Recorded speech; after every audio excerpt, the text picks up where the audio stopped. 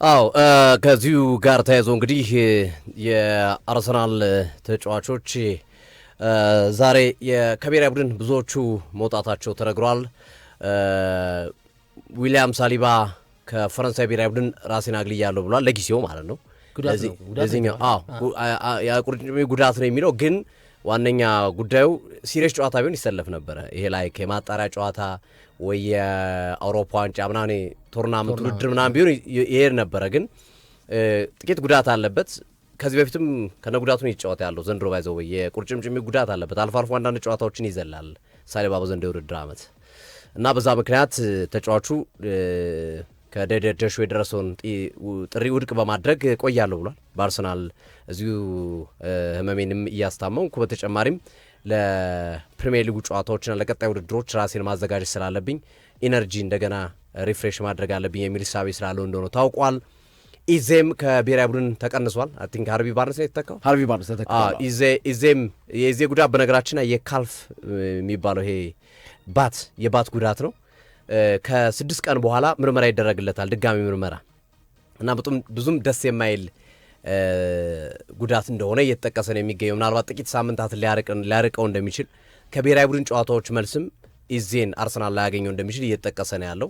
ምናልባት እንግዲህ ከ6 ከ7 ቀን በኋላ ያለው ምርመራ ፖዚቲቭ የሚሆን ከሆነ ግን በቀጣይ በኤፍኤ ካፕ ሳውዛምፕተን፣ በሻምፒዮንስ ሊግ ስፖርቲንግ ሊዝበን በሚገጥሙበት ጨዋታና በቦርንማውዝ የፕሪሚየር ሊግ ጨዋታ ላይ የመመለስ እድል ይኖረዋል። ኦዲጋርድም የመድረስ እድል አለ። ኦዲጋርድ ተመልሷል። መቶ ተመልሷል። እሱ ለትናንትናው ጨዋታ ብቻ ነው መድረስ ያልቻለው። አርቴታ ተናግሯል። ያላረግነው ነገር የለም፣ ኢዜን ኦዲጋርድና ቲምበርን ለማድረስ ያልሞከርነው ነገር የለም፣ ስላልተቻለ ነው እነዚህን ተጫዋቾች ማሰለፍ ያልቻልነው ብሏል። ሌላው ዛሬ የተሰማው አሁን ከረፋዱ በኋላ የተሰማው መረጃ የዲክላን ራይስ ጉዳት ነው። ዲክላን ራይስ ትናንት ይሄ የብር ሜዳሊያውን ተቀብሎ ሲወርድ እያነከሰ ሲወርድ የሚያሳይ ምስል ፉቴጅ እየታየ የሚገኘውና ጉዳቱ ምን ያህል ነው? እሱስ ዲክላን ራይስስ እንደ ሌሎቹ ተጫዋቾች ከብሔራዊ ቡድን ልቀቁኝ የሚል ጥያቄ ያቀርባሉ ወይም ልቅር የሚል ጥያቄ ያቀርባሉ የሚለው ብዙዎች እየጠየቁት ያለ ጥያቄ ይሆናል። ምክንያቱም ይሄኛው የብሔራዊ ቡድን ጨዋታዎች የወዳጅነት ጨዋታ ናቸው። ሲሪየስ ጨዋታዎች የሉ፣ የማጣሪያ ጨዋታዎች ምናምን ስለሌሉ የወዳጅነት ጨዋታ ናቸው። በአብዛኛው እንዲሁም ብዙዎቹ አሰልጣኞች ሁለተኛ ቡድናቸውን የሚያዩበት ነው፣ ሁለተኛ ቡድናቸውን የሚመለከቱበት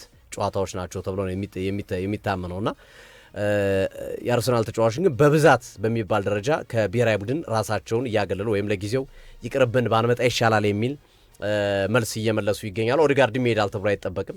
ያው እሱም ከጉዳት ላይ እንደመቆየቱ መጠን በዚሁ በሶቫ ትሬኒንግ ሴንተር ቆይቶ ራሳቸውን መገንባት ይፈልጋሉ። ይበልጥ ተጫዋቾቹ ግንኙነታቸውን የሚያጠናክር ጊዜ ለማሳለፍ ሚኬል አርቴታ ብዙዎቹ ተጫዋቾች ወደ ብሔራዊ ቡድን እንዳይሄዱ አድቫይዝ እያደረጉ ነው። ምንም ጥቅም የሌላቸው ውድድሮች ስለሆኑ ባትሄዱ የሚል ምክረ ሀሳብ እየለገሱ ይገኛሉ ተጫዋቾቻቸው ተብሏልና ቁጥሩም ከዚህ በላይ ሊጨምር ይችላል። ሌሎችም ተጫዋቾች ዙሜንዲ አይነት ተጫዋቾችም ከብሔራዊ ቡድን ሊቀሩ የሚችሉበት እድል ሊኖር ይችላል የሚሉ ሀሳቦችም ተያይዘው እየተንጸባረቁ ይገኛሉ። እንግዲህ የቀጣይ የብሔራዊ ቡድን ጨዋታዎች ደግሞ ያው ይታወቃል፣ ፊፋ ቫይረስ ይሏቸዋል አርሰን ቪንገር። የትኛውን ቡድን ይጎዳል አብረን እናያለን። አርሰናል የሄዱ ተጫዋቾች የሚጎዱበት ይኖሩ የሆነ ሲቲ በፕሪሚየር ሊግ ፉክክር ላይ በሻምፒዮንስ ሊግ ፉክክር ላይ ያሉት እነ ባየር ሙኒክ፣ እነ ማድሪድ፣ እነ ባርሴሎና እና መሰል ክለቦች እነ ፓሪስ ሰን ጀርመን ምን ይገጥማቸዋል? ምክንያቱም የብሔራዊ ቡድን ጨዋታዎች በብዛት ችግር ሲፈጥሩ የምንመለከትበት ሂደት አለና አርቴታ ሳይቀር ይህንን አድቫይዝ እያደረጉ ነው ለተጫዋቾቹ።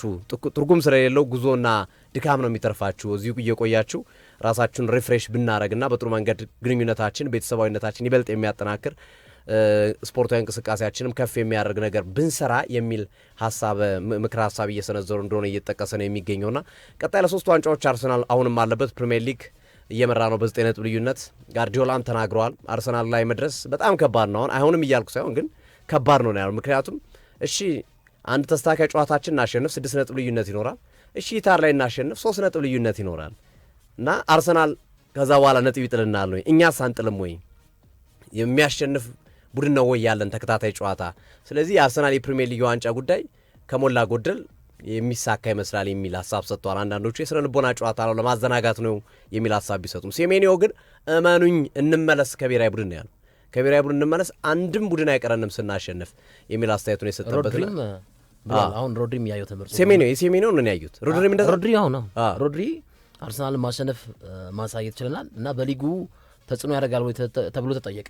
ትላንቱ ድል በሊጉ ላይ ተጽዕኖ ያሳደረ ሲባል እንደ ኦፍ ኮርስ ነው ያለውና ያው ስለ ልቦና ግን ያው ከባድ ነው። አርሰናል 2 ጨዋታ ተሸንፎ ከዛ እንደዚህ ያ ማለት ከባድ። በነገራችን ላይ አርሰናል በሊቨርፑል በርማውዝ ላይ ዋይዘው ዋጋ ከከፈለ አርሰናል አደጋ ውስጥ ነው። ሊቨርፑል አይከፍልም እኮ እሱ ላይ ጥንቃቄ ነው። አሁን እኮ አርቴታን የምታምነው አሰልጣኝ አይደለም እኮ። አሁን እኮ የአርሰናል ደጋፊዎች እኮ ግራ የገባቸው እኮ የአርቴታ አቨሬጅ ኮች መሆን እኮ ነው። አሁን ለምሳሌ እነ ፔፕ ጋርዲዮላ እነ ሉዊስ ኤንሪኬ አይነት ትላልቅ አሰልጣኞች ቢሆኑ ኖሮ ደረትን እነ ካርሎ አንቸሎቲ አይነት ቢሆን ታምናል።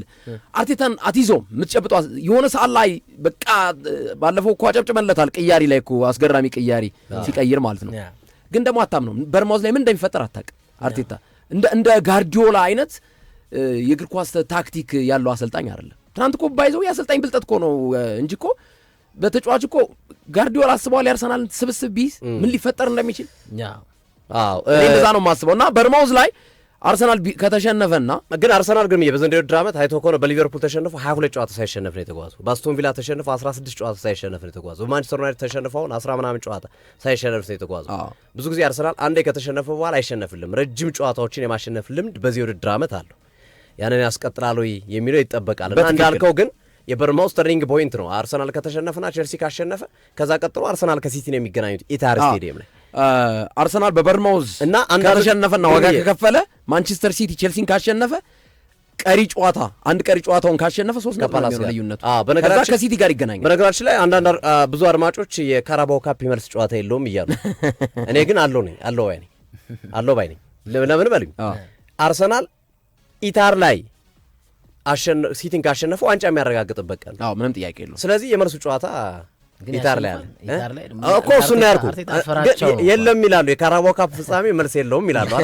እኔ ግን መልስ አለው። የዘንድሮ ግን አለው ኢታር ላይ የዘንድሮ አለው ለብቻ። ኢታር ላይ አርሰናል ካሸነፈና ፕሪሚየር ሊጉን ኢታር ላይ ያረጋግጣል። ካሸነፈ ሲቲን በርማውዝን አሸነፈው ሲቲን ካሸነፈ ኦልሞስት ያረጋግጣል። በቃ ምንም ተስፋ የለውም ከዛ በኋላ የፕሪሚየር ሊግ ጉዳይ